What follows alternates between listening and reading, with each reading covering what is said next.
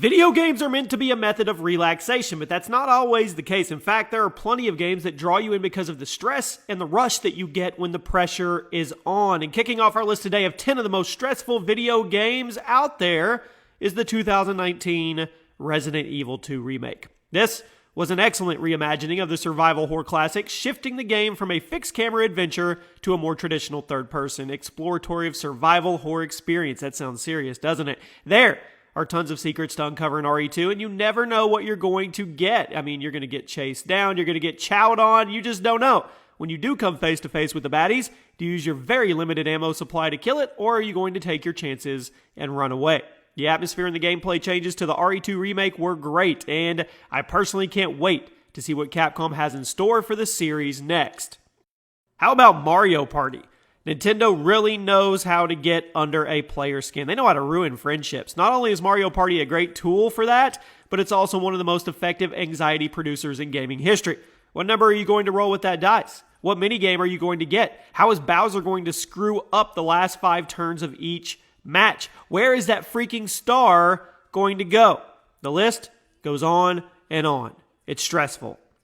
Dark Souls. This is an action RPG developed by From Software that quickly gained popularity and traction for its great world and unique, unforgiving combat. It is quite the challenge, but it's also consistent, meaning you really have to get good at the game if you want to progress. But you also have to remember that if you die, you're going to be losing quite a bit of hard-fought progress, leading to very tough decisions. Either you could take the fights, or you can run from the fights in an effort to keep progressing the story, but also keep building your character. At number 7, Fortnite. One of the biggest games in the world. It's been that way for over a year now, and this Battle Royale features all the things you'd expect from the genre. Large lobbies, one life, tons of RNG, but despite how much you played it, it never fails to get you on the edge of your seat. If you make one mistake, especially now, because everybody's a sweat, it could be your demise and send you straight back to the lobby, and you know your blood is going to start boiling if someone starts dancing on you after they take you out. At number 6, Cuphead. The stylistic 2017 action platformer was a huge success thanks to its addicting gameplay, its unique art style, and its excellent soundtrack. But one thing that also gave Cuphead some attention was how hard it was. Much like Dark Souls, it's a very difficult game at first, but it's also consistent. It forces you to get really good at it in order to progress. With that being said, progressing through certain levels is a huge pain in the butt, and if you die too many times, you have to start the whole thing over. And unlike Dark Souls, you can't run away from the fights in Cuphead. It's either get good or go home. Cracking into the top 5 today, CSGO. Now, Counter-Strike has been a massive success, and it's definitely one of the biggest mod success stories in gaming history. But the thing that everybody knows about CSGO is that it's extremely stressful. One bullet can end your life, and since the game is so team-based, dying early could be what loses you the round for your team. I mean, getting an early pick, on the other hand, could end up being a round winner. So I'm going to ask you, what's the best thing you've ever done? What's your best story in CSGO?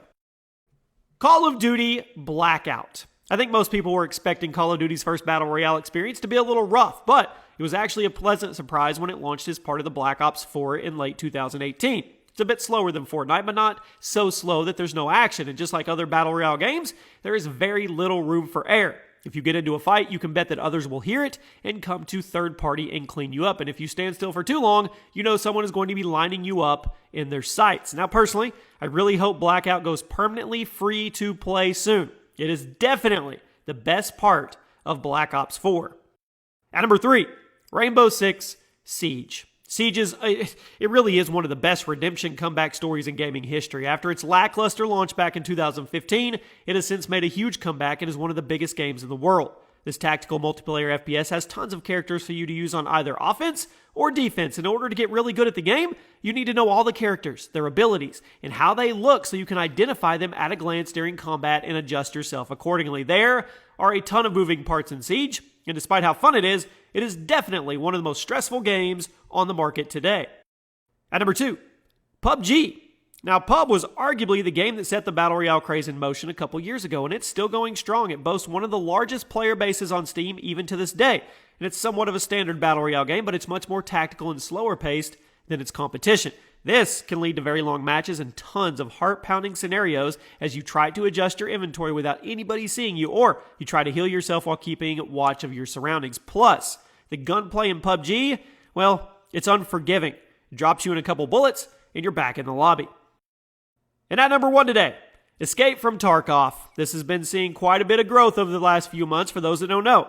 Escape from Tarkov is a tactical multiplayer FPS where you drop into a match and you try to kill other players to take their loot and make the beefiest character you possibly can. However, if you die, you lose every single thing you brought in with you. So there's a ton of risk versus reward in every single engagement. Plus, like other games on the list, you can die in Tarkov quicker than you can react if someone gets the drop on you. So you always need to be aware of your surroundings so that doesn't happen. And with some good promotion, I think Escape from Tarkov could be one of the biggest games in the world. So let's see if the devs can keep this one on track. And there you have it.